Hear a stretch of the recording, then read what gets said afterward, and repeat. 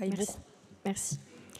Merci Madame la Présidente, Madame la conseillère exécutive pour la présentation de ce rapport.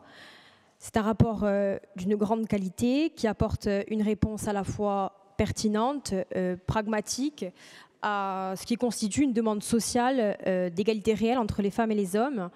Cette demande, elle est motivée par la persistance des inégalités de fait, malgré que l'égalité soit consacrée en droit.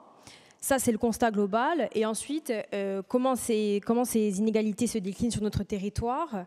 Deux éléments marquants qui sont qualifiés de préoccupants dans le rapport et on ne peut que se joindre à cette qualification.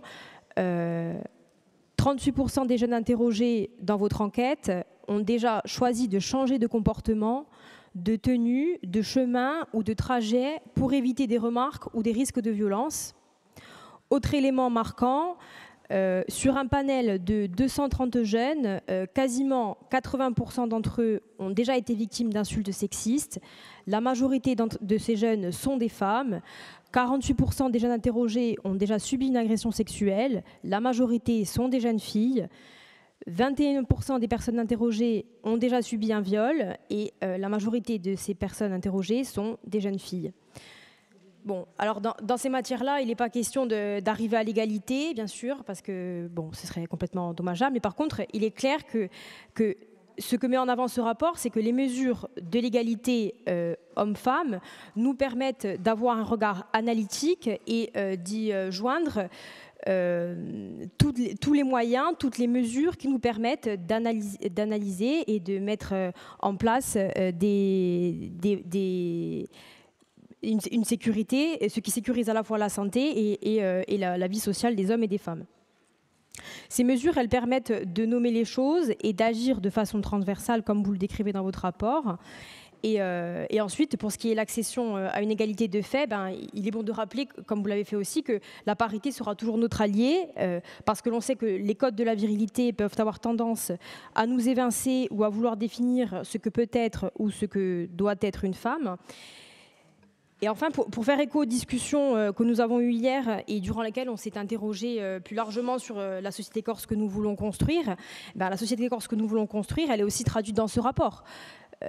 Nous voulons construire, à travers une politique volontariste en matière d'égalité hommes-femmes, une société qui soit socialement durable, économiquement stable et socialement saine.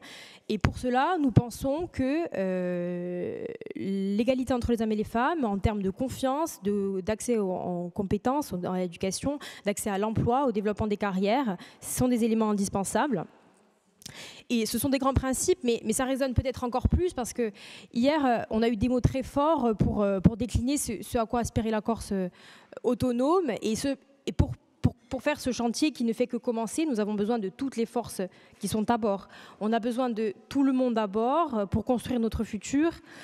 Et en cela, faire abstraction d'une partie de la population ou bien être en retard sur l'égalité homme-femme, c'est se couper d'une partie de l'intelligence collective.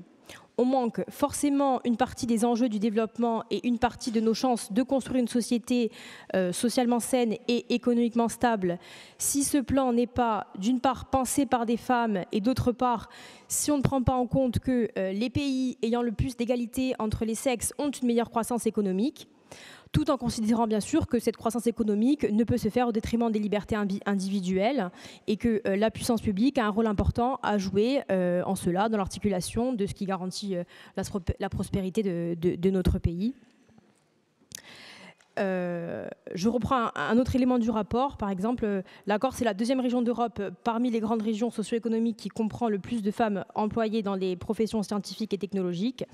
Le dispositif Feminichance est un dispositif qui accorde 13 000 € de bourse chaque année à toutes les lycéennes qui s'orientent dans des filières scientifiques ou techniques de niveau post-bac.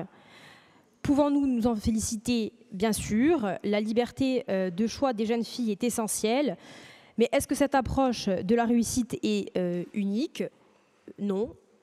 Parce que bien sûr, si on se contente de reconnaître qu'il y a un seul modèle de réussite possible, on ne prend pas en compte que le développement de notre société s'articule aussi dans une combinaison de tout ce qu'est la femme et non pas dans une opposition entre ce qu'est la femme carriériste et la femme au foyer.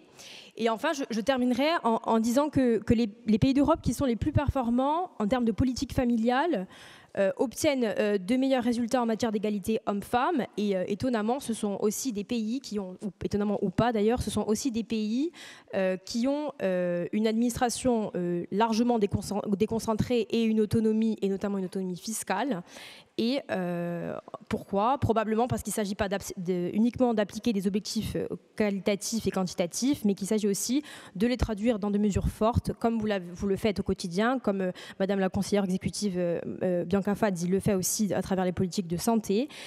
Et demain, avec la Corse autonome, de l'appliquer dans des politiques qui pourraient relever par exemple de l'autonomie fiscale.